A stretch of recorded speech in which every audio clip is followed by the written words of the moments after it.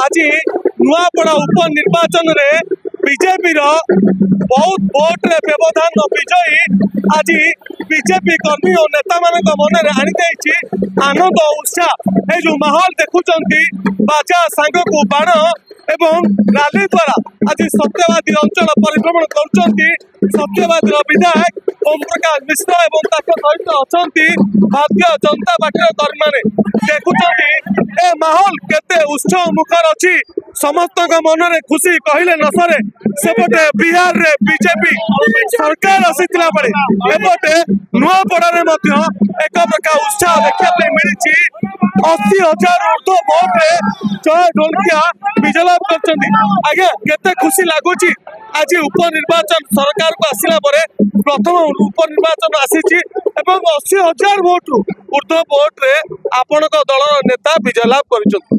बड़ खबर को मुझे लास्ट कही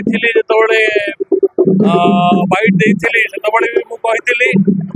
बीजेपी समस्या नहीं वर्तमान बीजेडी एवं कांग्रेस भितर लड़ाई चली जे किए द्वितीय पोजिशन को आसो आपणकर मन थी आपण को 8 तारिख 9 तारिख दिन बाइट देती एक कही आज एक संभव है हाथ हलार आपको कही हाथ हलार भोट नहीं भोट हूँ जो माने लोक मानक सांगे अच्छा आज जय ढोलकिया विजय है केवल से नुहे आज बिजु जनता दल ओडिशा रे धूलिसा देछि एटा होछि सबुठु मुख्य कथा एवं एकता बिजु जनता दल नेता माने जानि जांतु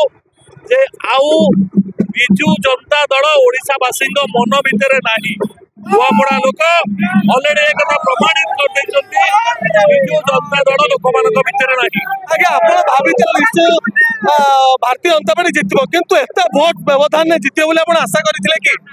मु आपण को सेबे भी कहितली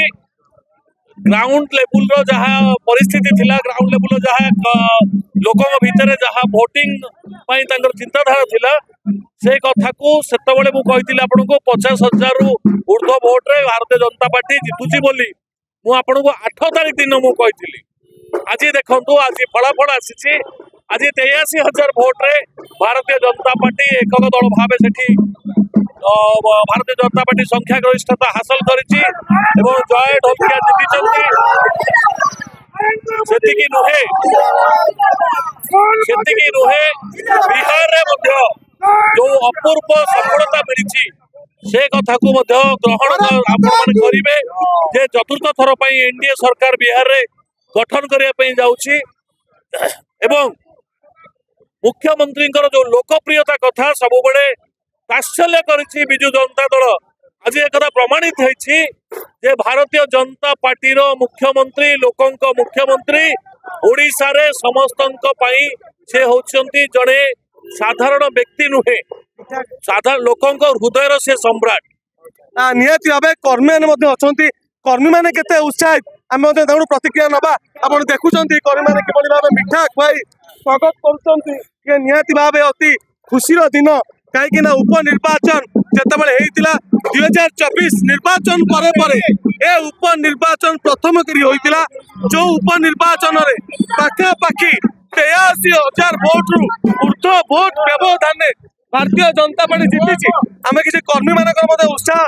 जाना केते उत्साहित अच्छा आज्ञा कौन कहे केते खुशी अच्छा आम बहुत एक्साइटेड बहुत खुशी जोटा कि आज नरेंद्र मोदी नेतृत्व मोहन माझी कमल आज भारतीय जनता पार्टी विपुल संख्यार जयलाभ कर समस्त खुशी सारा ओडिशावासी आज खुशी सारा भारत बीजेपी जिंदाबाद निहाती भाव समस्त मन में खुशी है आज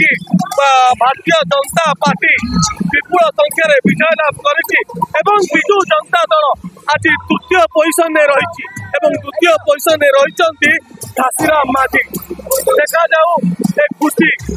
खुशी लहरी आज कहले न सरे पुरी जिला सत्यवादी प्रभात।